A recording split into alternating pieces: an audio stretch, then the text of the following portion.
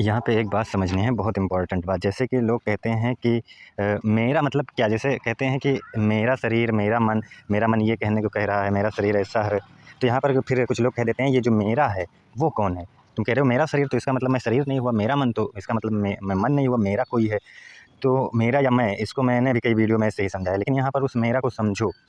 देखो, मेरा जो है यहाँ पर, वो इसका मतलब ब्रह्म नहीं हो गया। पहली बात तो यहाँ पर कुछ लोग यही गलती करते हैं कि मेरा शरीर, तो इसका मतलब शरीर नहीं हो, कोई मेरा है जो कह रहा है। तो जो ये मेरा कह रहा है वही ब्रह्म है।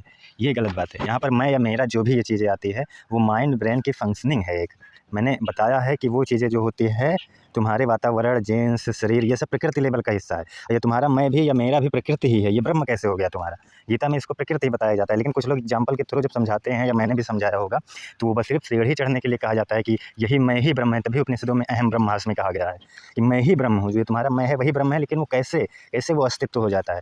तो यहाँ पर ये सीढ़ी चढ़ाया जाता है। जैसे मतलब पहले क्या करोगे कि मेरा मन, तो यहाँ पर तुम जानते हो कि ये जो मन है या हमारी बुद्धि है, ये सब प्रकृति लेवल पर है। ये सब ब्रेन फंक्शनिंग का ही हिस्सा है, ये सब प्राकृतिक है यहाँ पर।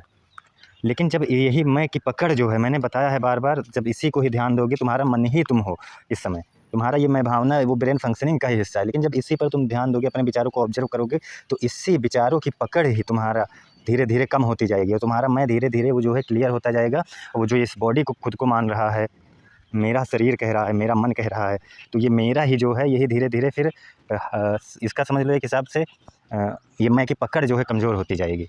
तो जो मैं की पकड़ कमज़ोर होती जाती है धीरे धीरे, फिर वो देखने लगता है ये सब उसी एक अस्तित्व में घट रहा है।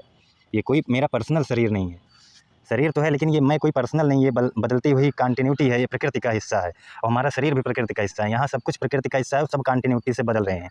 और जो ये मैं की भावना का मुझे ज्ञात हो रहा है, वो ब्रेन फंक्शनिंग का हिस्सा है। और मेमोरी की कंटिन्यूटी की वजह से मुझे पता है कि मैं वही हूँ आज भी, कोई मेरे अंदर बैठा नहीं है पर्सनल।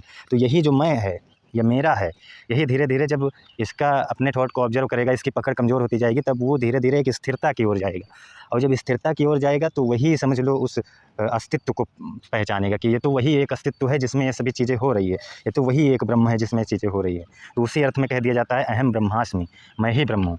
ये तुम्हारा मेरा या मैं ब्रह्म नहीं है जिस लेवल पर तुम अभी हो, क्योंकि तुम्हारा मैं जो है हर तरह से पकड़ा हुआ है। लेकिन ऋषि लोग इसी को क्यों कहते हैं ब्रह्म, कि वो मैं ही ब्रह्म है, क्योंकि तुम इसी अवेयरनेस से ही जानोगे। जो तुम्हारी अवेयरनेस है वही ब्रह्म है।